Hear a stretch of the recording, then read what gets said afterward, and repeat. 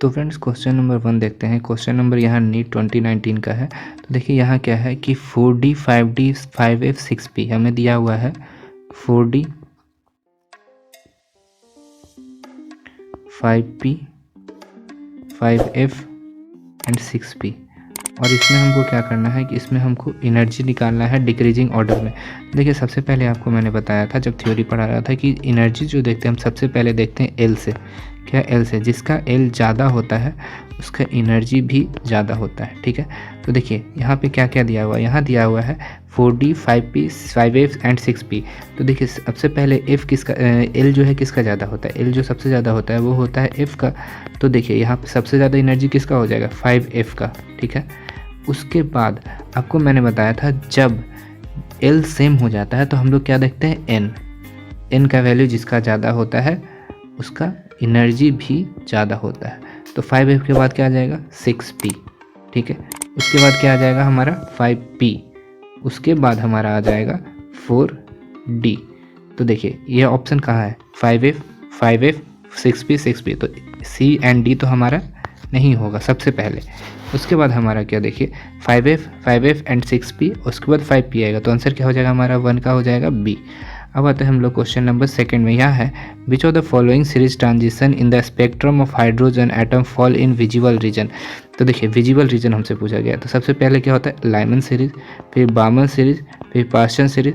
तो देखिए लाइमन जो होता है वो आता है हमारा यूवी रीजन में, और बाल्मर जो आता है हमारा विजिबल रीजन में, विजिबल रीजन में आता है।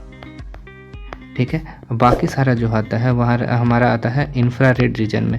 ठीक है, तो इसका आंसर क्या हो जाएगा हमारा? Balmer series. तो 2 का आंसर क्या हो जाएगा हमारा C। अब आते हैं क्वेश्चन नंबर 3 में। यहाँ है which one is a wrong statement, मतलब हमसे पूछा गया है कि रॉन्ग स्टेटमेंट कौन सा है। तो देखिए यहाँ पहला स्टेटमेंट है total orbital angular momentum of electron in S orbital is 0। मतलब बोला जा रहा है कि टोटल एंगुलर मोमेंटम जो होता है एस ऑर्बिटल इलेक्ट्रॉन का वो 0 होता है। देखिए angular momentum is equal to क्या होता है? Angular momentum is equal to होता है √2 into l into l plus 1, okay, और इंटू h/2π। ठीक है, ये होता है। तो देखिए ये होता है, तो आपको पता है इसका जो एल का वैल्यू होता है, एल का वो होता है 0। तो यहाँ एंगुलर मोमेंटम भी क्या हो जाएगा? 0। तो ये स्टेटमेंट तो करेक्ट है, यानी कि आंसर नहीं होगा। उसके बाद बी ऑप्शन में देखते हैं N orbital is designated by 3 quantum numbers while an electron in an atom is designated by 4 quantum numbers. तो ये आपको पता है जब हम लोग क्वांटम नंबर्स पढ़ रहे थे तो उस समय देखे थे कि कोई भी एक अगर हम लोग सबसे पहले हम ऑर्बिटल डिजिग्नेट करते हैं तो 3 और क्वांटम नंबर पे हमें काम हो जाता है, बट इलेक्ट्रॉन का डिजिग्नेशन करने के लिए हमको चौथा जो है क्वांटम नंबर चाहिए था, स्पिन क्वांटम नंबर, जिससे हम इलेक्ट्रॉन को बताते थे। तो ये भी स्टेटमेंट जो है वो सही है। अब देखिए सी ऑप्शन में the electronic configuration of an atom का इलेक्ट्रॉनिक कॉन्फ़िगरेशन दिया गया है। तो ये बताना हमें कि ये सही है कि नहीं। तो आपको पता है देखिए ये तो सही है 1s2 2s2 2p3 तो होगा, लेकिन जब पहले एक स्पिन में हो जाता उसके बाद दूसरे स्पिन में होता तो ये ऑप्शन जो हो जाएगा गलत हो जाएगा, यानी कि स्टेटमेंट सी जो हो गया वो गलत हो गया। तो इसका आंसर क्या हो गया हमारा? सी। देखिए 4th ऑप्शन भी पढ़ लेते हैं the value of m for dz² is 0। तो ये भी मैंने आपको बताया था थ्योरी के टाइम कि dz² का जो m का वैल्यू होता है वो हमेशा 0 होता है और ये फिक्स होता है। इसका आंसर हो गया हमारा सी। अब आते हैं हम नेक्स्ट क्वेश्चन नंबर 4 में। यह है which one is a wrong statement, हमसे रॉन्ग स्टेटमेंट पूछा गया। तो सबसे पहले देखिए द अनसर्टेनिटी प्रिंसिपल इज। तो अनसर्टेनिटी प्रिंसिपल हमें पूछा गया है कि क्या होगा। तो ये स्टेटमेंट सही है क्योंकि आपको पता है delta E into delta T जो होता है वो ग्रेटर दैन इक्वल टू जो हो जाता है h/4π के बराबर होता है। तो स्टेटमेंट तो बिल्कुल सही है। रॉन्ग स्टेटमेंट हमको बताना है क्या, रॉन्ग स्टेटमेंट। तो देखिए उसके बाद सेकेंड ऑप्शन है half filled and fully filled orbitals have greater stability due to greater exchange energy, greater symmetry and more balanced arrangement. ये भी सही है क्योंकि आपको पता है half filled and full filled का जो ऑर्बिटल का स्टेबिलिटी ज़्यादा होता है, स्टेबिलिटी ज़्यादा होता है बिकॉज एनर्जी उसका ज़्यादा होगा, एक्सचेंज एनर्जी एंड उसमें सिमेट्री होता है। तो ये भी आंसर नहीं होगा। अब देखिए c option, the energy of 2s orbital is less than the energy of 2p orbital in case of hydrogen like atom. तो देखिए हाइड्रोजन लाइक एटम में तो सबसे पहले तो इलेक्ट्रॉन होता ही नहीं है 2p में, तो इसका मैटर ही नहीं है। तो ये स्टेटमेंट जो है गलत है, यानी कि इसका आंसर क्या हो जाएगा, सी। देखिए फोर्थ स्टेटमेंट हम लोग पढ़ते हैं, de Broglie wavelength is given by h by lambda is equal to h/mv and m is the mass of the particle. ये भी सही है। तो ये आंसर यानी कि इसका आंसर हो गया हमारा सी। अब आते हैं हम लोग नेक्स्ट क्वेश्चन यानी क्वेश्चन नंबर 5 में। यहाँ है how many electron can fit in the orbital for which n is equal to 3 and l is equal to 1। तो सबसे पहले देखिए n इज इक्वल टू 3 और l इज इक्वल टू 1, यानी कि हमें क्या बोला गया है 3 यानी कि 3 और l is equal to p यानी कि 3p में हमें पूछा जा रहा है। तो 3p में टोटल कितना हो सकता है, 3p में टोटल हमारे 6 इलेक्ट्रॉन जो है एकोमोडेट हो सकता है। ठीक है, तो इसका आंसर क्या हो जाएगा हमारा, इसका आंसर हो जाएगा बी। तो फ्रेंड अब नेक्स्ट क्वेश्चन में आते हैं, विच of the following pairs of D orbitals will have electron density across the axis. मतलब हमसे बोला जा रहा है कि इसमें से किसका जो है along the axis electron density होगा। तो देखिए एक्सिस के अलोंग इलेक्ट्रॉन डेंसिटी जो होता है वो होता है d z square and d x square minus y square में। तो इसका आंसर क्या हो जाएगा हमारा d z square and d x square minus y square, यानी कि इसका आंसर हो गया हमारा सी। ठीक है, अब हम आगे देखते हैं क्वेश्चन नंबर 7 में। यहाँ है 2 electrons occupying the same orbital are distinguished by. मतलब हमें बोला जा रहा है कि एक सेम ऑर्बिटल में जब 2 इलेक्ट्रॉन डिजिग्नेट कर रहे हैं तो वो कौन से क्वांटम नंबर से डिजिग्नेट करते हैं, तो वो होता है हमारा प्रिंसिपल स्पिन क्वांटम नंबर। एक का हो जाता है एक का अगर क्लॉकवाइज होता है तो दूसरे का एंटी क्लॉकवाइज होता है। इस तरह से हम दोनों को डिफ्रेंशिएट कर पाते हैं। तो इसका आंसर क्या हो जाएगा हमारा बी स्पिन क्वांटम नंबर। ठीक है, अब नेक्स्ट क्वेश्चन में आते हैं, which is the following order of increasing energy are listed और इन एटम टाइटेनियम।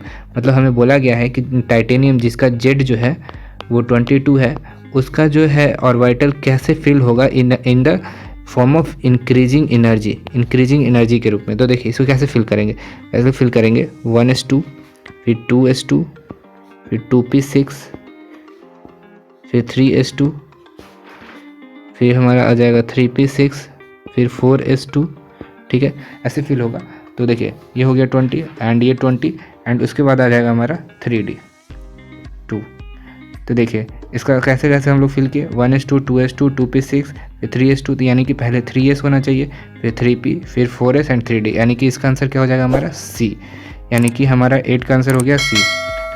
तो देखिए यहाँ पे नेक्स्ट क्वेश्चन में आते हैं, the number of d electrons in Fe2+ is not equal to the number of electrons in which one of the following.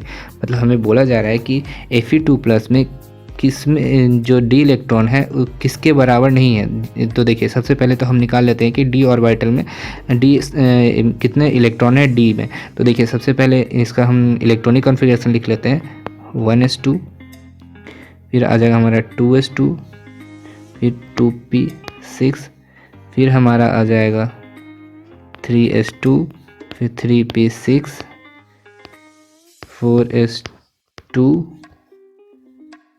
4s2 and 3d6। तो देखिए जब Fe2+ है तो हमारा 2 इलेक्ट्रॉन जो है यहाँ से 4s2 से निकल जाएगा, यानी कि 4s0 हो जाएगा। ओके, अब देखिए हमसे बोला गया है यहाँ पे सबसे पहला ऑप्शन है डी इलेक्ट्रॉन्स इन Fe26। तो डी इलेक्ट्रॉन तो सेम है, इसमें जितना 6 अगर Fe में देखें तो Fe में भी जो है 6 ही रहेगा एंड Fe2+ में भी 6 ही रहेगा। ठीक है, तो ये तो ऑप्शन नहीं होगा हमारा, क्योंकि पूछा गया है number of d electrons in Fe2+ is not equal to the number. तो ये तो इक्वल है, ये तो स्टेटमेंट ये तो गलत है। ठीक है, अब देखिए p और p इलेक्ट्रॉन्स इन एनी, मतलब नियॉन के p इलेक्ट्रॉन में। तो p ऑर्बिटल में नियॉन में कितना होता है, देखिए सबसे पहले इसका हम लोग इलेक्ट्रॉनिक कॉन्फ़िगरेशन लिख लेते हैं 1s2 2s2 एंड 2p6। तो ये भी सही है। ठीक है, ये भी नहीं होगा। अब देखिए यहाँ पे electrons in a magnesium z is equal to 12। तो हमें देखिए, आपको पता है कि एस ऑर्बिटल में जो होता है टोटल 2 ही इलेक्ट्रॉन जो है वो एकोमोडेट हो सकता है, तो ये बराबर नहीं होगा, यानी कि इसका आंसर क्या हो जाएगा हमारा 11 का आंसर हो जाएगा हमारा सी। ठीक है, तो बात है नेक्स्ट क्वेश्चन। नेक्स्ट क्वेश्चन में यहाँ है हमारा the angular momentum of d orbital is equal to, मतलब हमसे बोला जा रहा है डी ऑर्बिटल का एंगुलर मोमेंटम क्या होगा। तो आपको पता है कि एंगुलर मोमेंटम का फॉर्मूला जो होता है वो होता है under root l into l plus 1। Okay, तो देखिए आपको डी का जो एल है वो होता है, डी का एल का जो वैल्यू होता है वो होता है 2। ठीक है, तो angular momentum is equal to क्या हो गया, l into l plus 1 has, क्योंकि आपको पता है हैज़ को हम लोग क्या लिखते हैं h/2π, यही हैज़ होता है। ठीक है, तो देखिए एल का वैल्यू क्या हो गया 2 इंटू 2 प्लस 1 इंटू हैज़, यानी कि हो गया हमारा कितना अंडर रूट 2 इंटू 3 और हैज़। ओके, तो ये हो गया हमारा टोटल अंडर रूट 6 हैज़।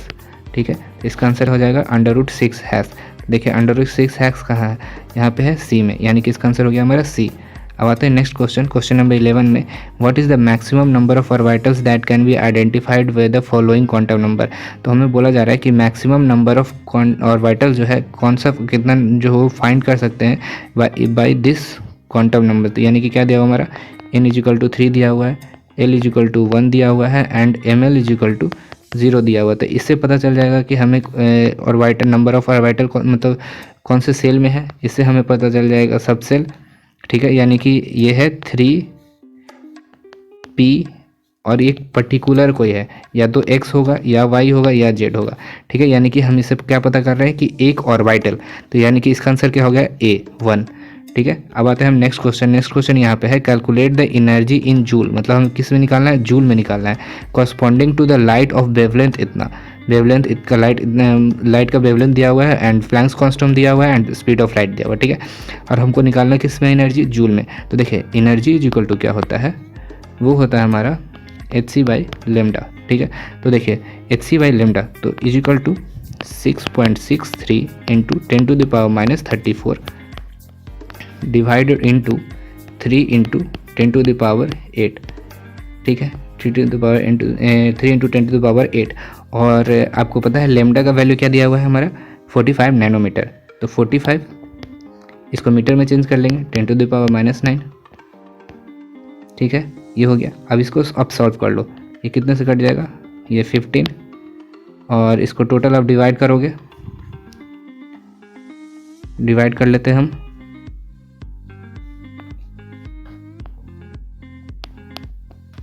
4.442 के अप्रॉक्स आएगा। ठीक है, तो ऊपर जाएगा ये प्लस में, यानी कि हमारा हो गया ये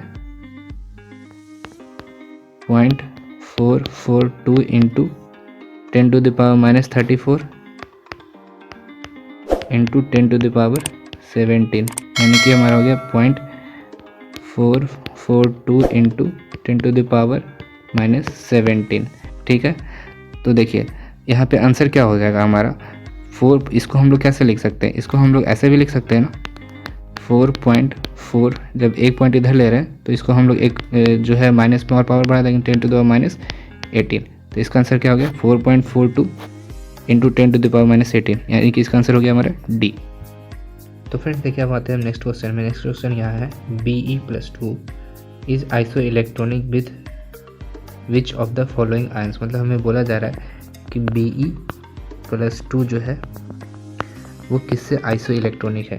तो देखिए Be+2 में कितना इलेक्ट्रॉन प्रेजेंट है, आपको पता है कि Be में जो होता है टोटल 4 इलेक्ट्रॉन्स प्रेजेंट होते हैं, जिसमें से 2 इलेक्ट्रॉन जो है वो निकल चुका है। तो टोटल अब कितने इलेक्ट्रॉन बचे, 2 इलेक्ट्रॉन। तो देखिए 2 इलेक्ट्रॉन किस में है, हाइड्रोजन में 1 इलेक्ट्रॉन है, लिथियम में जो है 2 इलेक्ट्रॉन बचेगा 1 प्लस चार्ज होने के बाद। तो इसका आंसर क्या हो जाएगा हमारा बी। अब आता है नेक्स्ट क्वेश्चन, क्वेश्चन नंबर 14 में यह है विच is the maximum number, what is the maximum number of electron that can be associated with the following quantum numbers.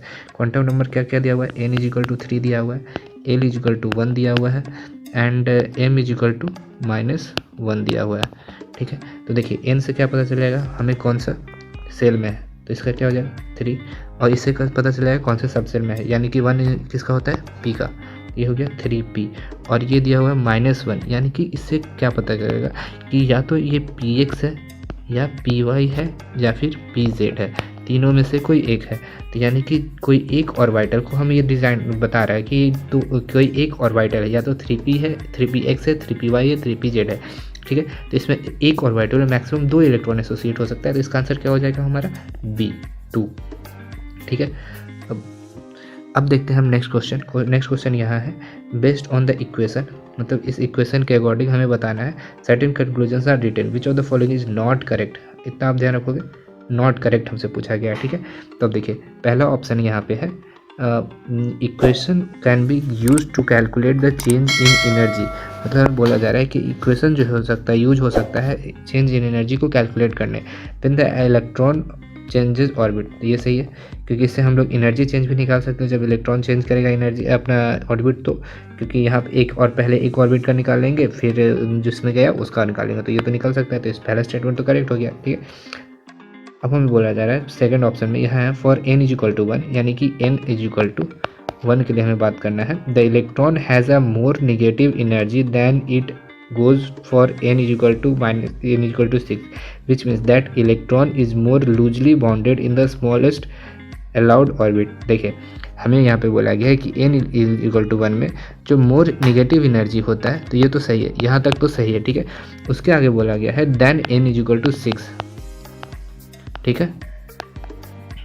तो देखिए ये तो बिल्कुल सही है, बट ये प्रॉब्लम कहाँ से है, यहाँ पे हमें बोला loosely bonded in the smallest allowed orbit, ये बिल्कुल गलत है क्योंकि आपको पता है न्यूक्लियस के पास जितना जाएगा उतना इलेक्ट्रॉन जो होता है वो स्ट्रांगली बॉन्डेड होता है, ठीक है।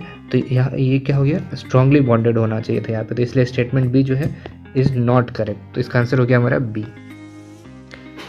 तो देखिए नेक्स्ट क्वेश्चन में है यहाँ the value of Planck's constant, मतलब प्लैंक्स कांस्टेंट का वैल्यू दिया हुआ है एंड हमें बताना है स्पीड ऑफ लाइट, क्या स्पीड ऑफ लाइट दिया हुआ है, and the which value is closest to the wavelength in nanometre of a quantum of light frequency, इतना मतलब कोई एक फोटोन है जिसका फ्रीक्वेंसी दिया हुआ है एंड उसका और आपको वहाँ एच का वैल्यू एंड सी का वैल्यू दिया हुआ है, और हमको उसका निकालना है क्या क्लोजेस्ट वेवलेंथ का वैल्यू निकालना है जो कि नैनोमीटर में। तो देखिए आपको पता है म्यू इजिकल टू क्या होता है, म्यू इजिकल टू होता है c/λ, तो लेमडा इजिकल टू क्या हो जाएगा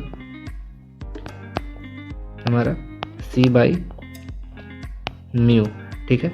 तो अब देखिए यहाँ c का वैल्यू क्या दिया हुआ है 3 × 10⁻17 नैनोमीटर पर सेकेंड, और आपका म्यू का वैल्यू क्या दिया हुआ है, म्यू का वैल्यू दिया हुआ है 6 × 10⁻15 पर सेकेंड, ठीक है, 6 × 10⁻15, ठीक है।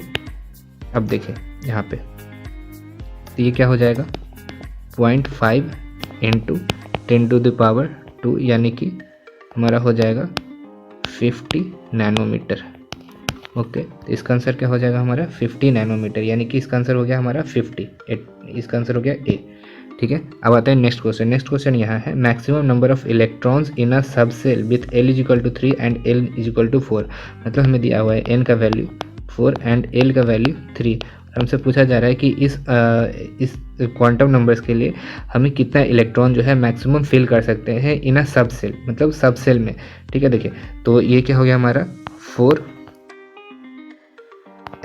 क्योंकि आपको पता है L का वैल्यू 3 जो होता है F के लिए ही होता है, तो इसका आंसर क्या हो जाएगा हमारा, तो हमें बोला जाए इस सब सेल में कितना हम लोग इलेक्ट्रॉन फिल कर सकते हैं, तो F सब सेल में हम लोग टोटल 14 इलेक्ट्रॉन जो है वो फिल कर सकते हैं। तो देखिए इसका आंसर क्या हो गया ए, ठीक है, इसका आंसर हमारा हो जाएगा ए, ठीक है। अब आते हैं नेक्स्ट क्वेश्चन, क्वेश्चन नंबर 18 में यहाँ है the correct set of 4 quantum number for the valence electron of rubidium atom and Z = दिया यहाँ, मतलब हमें बोला जा रहा है कि correct set of 4 quantum number बताना है फॉर द वैलेंस इलेक्ट्रॉन, यानी कि last electron of the rubidium. तो देखिए Z इसके रुबिडियम कितना होता है 37, इसका हम लोग इलेक्ट्रॉनिक कॉन्फ़िगरेशन सबसे पहले लिख लेते हैं। तो इलेक्ट्रॉनिक कॉन्फ़िगरेशन सबसे पहले क्या हो जाएगा 1s2 2s2 2p6 3s2 3p6 4s2, ये हो गया आपका कितना टोटल 20, अब 4s2 के बाद 3d 10, 3d 10 के बाद 4p 6, 4p के 6 के बाद 5s2, तो टोटल कितना हो गया, तो यहाँ पे हो जाएगा 5s1। तो इलेक्ट्रॉनिक कॉन्फ़िगरेशन हो गया रुबिडियम का 5s1। अब हमसे बोला गया है कि इसका हमको क्या निकालना है, 4 प्रिंसिपल क्वांटम नंबर्स, मतलब क्वांटम नंबर्स हमको क्वांटम नंबर का वैल्यू लिखना है। तो यानी कि क्या हो गया हमारा 5 n का वैल्यू, फिर हम लिखेंगे l का वैल्यू, l का वैल्यू क्या हो जाएगा 0, ठीक है। फिर क्या लिखेंगे m का वैल्यू, m का वैल्यू क्या हो जाएगा 0, फिर स्पिन क्वांटम लिखेंगे यानी कि +1/2। तो क्या हो गया 5 0 0 +1/2, यानी कि आंसर इसका क्या हो जाएगा हमारा सी, ठीक है। तो देखिए यहाँ है the orbital angular momentum of a p electron, मतलब हमें बोला गया है p इलेक्ट्रॉन का ऑर्बिटल एंगुलर मोमेंटम बताना है। तो आपको पता है ऑर्बिटल एंगुलर मोमेंटम का फॉर्मूला जो होता है वो होता है √L × L+1 और हैश, ठीक है। देखिए अब देखते हैं हम लोग यहाँ पे p का जो होता है L क्या होता है, L जो होता है p का वो होता है 1, ठीक है। तो अगर हम इसको फॉर्मूला में रखें तो ऑर्बिटल एंगुलर मोमेंटम क्या निकल जाएगा हमारा, यहाँ निकल जाएगा 1 × 1+1 और हैश, और आपको पता है हैश का वैल्यू क्या होता है h/2π, यानी कि इसका हमारा ऑर्बिटल एंगुलर मोमेंटम क्या गया √2h/2π, ठीक है। तो अगर इसको आप कट करोगे फाइनली सॉल्व करके तो इसका आंसर क्या आ जाएगा हमारा h/√2π, ठीक है, यानी कि h/√2π। तो देखिए यहाँ पे h/√2π कहाँ पे है, h/√2π, तो ये है हमारा a में, यानी कि इसका आंसर क्या हो जाएगा ए, ठीक है। अब आते हैं हम लोग नेक्स्ट क्वेश्चन यहाँ है the total number of atomic orbitals in 4th energy level of an atom is, मतलब हमें बोला गया है 4th एनर्जी और लेवल में हमें total number of atomic orbitals बताना है। तो 4 में क्या हो सकता है, s हो सकता है, p हो सकता है, d हो सकता है एंड f भी हो सकता है। s में हो गया 1, p में हो जाता है 3 ऑर्बिटल एंड d में हो जाता है हमारा 5 ऑर्बिटल एंड f में हो जाता है 7 ऑर्बिटल, f में हो जाता है 7 ऑर्बिटल। तो टोटल ऐड करेंगे तो हमारा हो जाएगा यहाँ पे, और टोटल ऑर्बिटल नंबर जो हो जाएगा वो हो जाएगा 16। तो इसका आंसर क्या हो जाएगा हमारा बी 16। अब आते हैं हम लोग नेक्स्ट क्वेश्चन, यहाँ पे देखिए यहाँ पे है the energies E1 and E2 of 2 radiations are इतना, ठीक है। 2 रेडिएशन का E1 दिया हुआ है हमारा 25 इलेक्ट्रॉन वोल्ट एंड E2 दिया हुआ है 50 इलेक्ट्रॉन वोल्ट, ठीक है, respectively. The relation between their wavelength, अब हमको वेवलेंथ के रिलेशन निकालना है, ठीक है। तो आपको पता है एनर्जी इज इक्वल टू क्या होता है c/λ, यानी कि energy is inversely proportional to lambda, यानी कि E1/E2 इज इक्वल टू λ2/λ1, ठीक है। तो देखिए यहाँ λ1/λ2 इज इक्वल टू क्या हो जाएगा E2/E1, और आपको पता है यहाँ E2 का वैल्यू जो है वो 50 इलेक्ट्रॉन वोल्ट है एंड E1 का 25 इलेक्ट्रॉन वोल्ट है। तो यहाँ पे जब हम वैल्यू रखते हैं λ1/λ2 इज इक्वल टू क्या हो जाएगा 50/25, ठीक है। तो इसको हम लोग कट करेंगे λ1/λ2 इज इक्वल टू 2/1, यानी कि λ1 इज इक्वल टू 2λ2, ठीक है। तो देखिए λ1 इज इक्वल टू 2λ2 है, तो देखिए λ1 इज इक्वल टू 2λ2, यानी कि इसका आंसर क्या हो जाएगा बी। अब आते हैं हम लोग नेक्स्ट क्वेश्चन यहाँ पे है n is equal to 6 the correct sequence of filling of electron will be, मतलब हमें बोला गया है कि n इज इक्वल टू 6 में करेक्ट इलेक्ट्रॉन फिलिंग सीक्वेंस क्या हो सकता है। तो आपको पता है मैंने बताया था थ्योरी में कि हम लोग कैसे फिल करते हैं, हम लोग फिल करते हैं ns से लेके np तक और उसके बाद हम लोग इधर जाते हैं। तो देखिए ns से फिर np, तो n-1 क्या d, फिर n-2f ऐसे फिल करते हैं। तो देखिए सबसे पहले क्या होगा, सबसे पहले हो जाएगा हमारा ns, उसके बाद हो जाएगा n-2f, उसके बाद हो जाएगा हमारा n-1d, उसके बाद हमारा हो जाएगा np। तो देखिए सबसे पहले ns किस में है, सारे में ns है, फिर n-2f होगा, तो देखिए n-2f, फिर यहाँ पे n-1d, फिर np। तो इसका आंसर क्या हो जाएगा हमारा a। अब आते हैं हम लोग नेक्स्ट क्वेश्चन यहाँ है according to the Bohr's theory which of the following transition in the hydrogen atom will give rise to the least energetic photons, मतलब लिस्ट इनर्जेटिक फोटॉन्स बोल रहे हैं हमें। तो लिस्ट इनर्जेटिक फोटॉन्स कहाँ होगा, जहाँ पे कि ट्रांजिशन जो है कम होता है। तो देखिए 6 से 1 जाएगा, 6 से 1 जा रहा है तो सबसे ज़्यादा एनर्जी ट्रांजिशन एनर्जी इसमें निकलेगा, ठीक है। 5 से 4 जाएगा, मतलब एक ही हो रहा है 5 से 4, ठीक है। अब देखिए यहाँ 6 से 5 जा रहा है, क्या जा रहा है 6 से 5 में जा रहा है, इसमें भी एक ही जा रहा है, ठीक है। इसमें भी एक जा रहा है, इसमें भी एक जा रहा है, ठीक है। इसमें 5 से 3 जा रहा है तो इसमें भी तो ज़्यादा हो जाएगा। तो ये दोनों ऑप्शन तो पहले ही हट गया, ठीक है। तो देखिए क्या होता है कि जैसे जैसे हम लोग न्यूक्लियस से दूर जाते हैं तो पर हर एक ट्रांजिशन में एनर्जी गैप जो हो जाता है कमते जाता है, यानी कि सबसे कम जो हो जाएगा सबसे दूर वाले ट्रांजिशन में हो जाएगा, यानी कि 6 से 5 जो देखिए सबसे दूर से हो रहा है 6 से 5, फिर 5 से 4, तो यानी कि 6 से 5 में सबसे कम हो जाएगा एंड 5 से 4 उससे ज़्यादा हो जाएगा, ठीक है। तो इसका आंसर क्या हो जाएगा हमारा सी, ठीक है। अब आते हैं नेक्स्ट क्वेश्चन में, यहाँ है अब 0.66 kg ball is moving with a speed of इतना, यानी कि एक बॉडी है जिसका मास दिया हुआ हमारा 0.66 kg दिया हुआ है, ठीक है। और इसमें क्या है, इसका वेलोसिटी जो दिया हुआ है 100 मीटर पर सेकेंड, ठीक है। अब देखिए the associated wavelength will be, हमें बताना है कि यहाँ पे वेवलेंथ क्या होगा। तो देखिए आपको पता है लेमडा इज इक्वल टू क्या होता है h/p, यानी कि lambda is equal to h/mb, और h का वैल्यू यहाँ पे दिया हुआ है, ठीक है। देखिए 6.6 इंटू 10⁻34, ये क्या रख लेंगे 6.6 इंटू 10⁻34, ठीक है, डिवाइडेड बाई क्या mv, m कितना दिया हुआ है 0.66 kg, ठीक है, 0.66 इंटू 100, ठीक है। तो देखिए ये क्या हो गया तुम आपका, ये हो जाएगा आपका 1 इंटू 10⁻35, ठीक है। तो देखिए इसका आंसर क्या हो जाएगा 10⁻35 मीटर, यानी कि 1 इंटू 10⁻35 मीटर, यानी कि इसका आंसर हो गया हमारा सी। तो बस यही सारे क्वेश्चंस थे जो मुझे आपको कराना था प्रीवियस ईयर्स के, ठीक है। तो ये मैंने आपको नीट के लास्ट 10 ईयर्स के प्रीवियस ईयर्स क्वेश्चन मैंने आपको कराया। आई होप आपको सारे जो है प्रीवियस ईयर्स क्वेश्चन अच्छे से समझ में आ गए होंगे, और अगर ये वीडियो आपको अच्छा लगा तो इस वीडियो को लाइक कर दीजिएगा, इस वीडियो को शेयर कर दीजिएगा एंड हमारे चैनल को सब्सक्राइब कर लीजिएगा, ठीक है।